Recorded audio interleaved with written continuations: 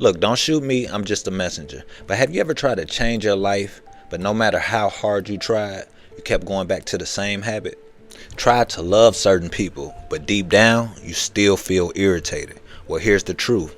You can't act different consistently if you still see yourself the same. That's why Colossians 3 verse 12 through 15, it doesn't start with behavior. It starts with identity. And today I'm going to show you why most people struggle to change, what it really means to put on godly character, and not only learn to understand, but actually how to live this out in real life. So let's first talk about identity before action. And it says, put on therefore as the elect of God, holy and beloved. Now let's stop right there. If you notice, Paul doesn't say act better so you can become chosen. He says you're already chosen, you're already holy and loved. Now that changes everything. Why? Because most people live like this. If I do better, God will accept me. Or if I fix myself, I might be worthy enough. But the gospel flips it. Because of Jesus Christ, you're already chosen, you're already loved, you're already set apart. So now you live from that identity, not for it. For example, if a man sees himself as a failure, he is going to keep failing. That's no doubt. But if he sees himself as a man of discipline, he's going to start moving different. What we need to understand is that you don't change your life first. You change how you see yourself. Then it says put on mercy, kindness, meekness, humility, and long suffering. You see, Paul is using clothing language. That means every day that you wake up, you choose what you wear spiritually.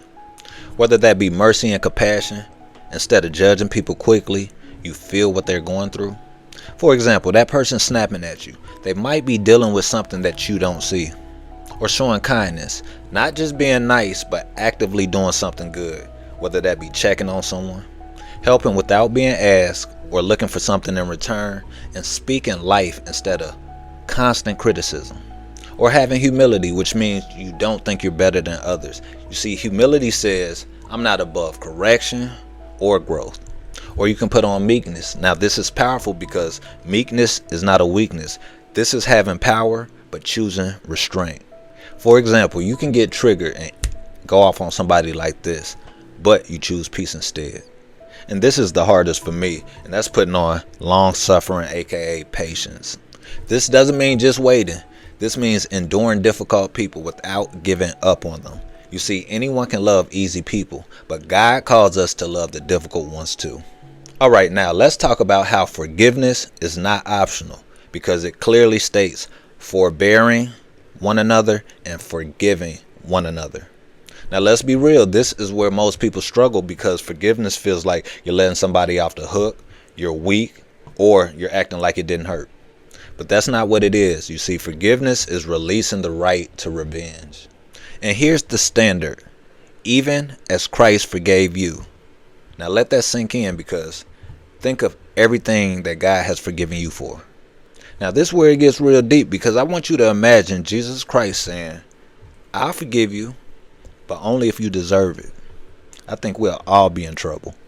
So what I want you to realize, when you don't forgive, what's happening is you're holding on to something that someone did to you, but it's not hurting them, it's hurting you. You see, forgiveness is not only for them, it's freedom for you.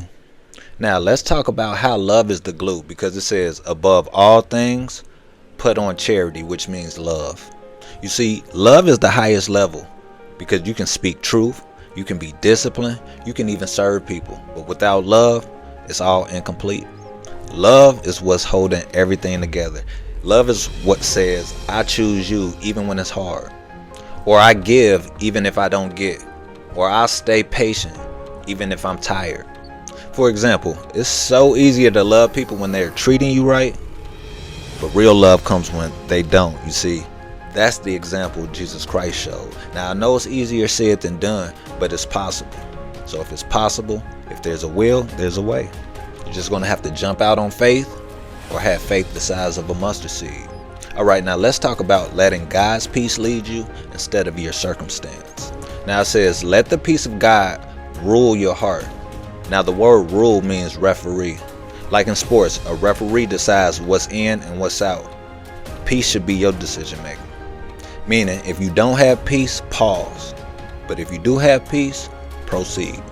You see, so many people are making decisions based on fear, pressure, or emotions, but God says, let peace guide you. Now I want to talk about how gratitude changes everything from perspective, from decision making, everything. And it says, and be thankful. Now that seems small, right? But it's not. It's very powerful, because what gratitude does is shifts your focus from what's wrong to what's right, from what you're missing to what you already have. See, a thankful heart is a protected heart. So here's the question. What are you wearing daily? Are you putting on anger, bitterness, pride? Or are you choosing mercy, love, and peace? Because you got to remember, you're not trying to become somebody new, because in Christ, you already are. Now it's just time to act like it. I hope this message helped at least one person. I will be back at you again tomorrow with another one. Until then, I need you to keep your head on the swivel, love yourself, and only help who wants to be helped. I love y'all. I'm out.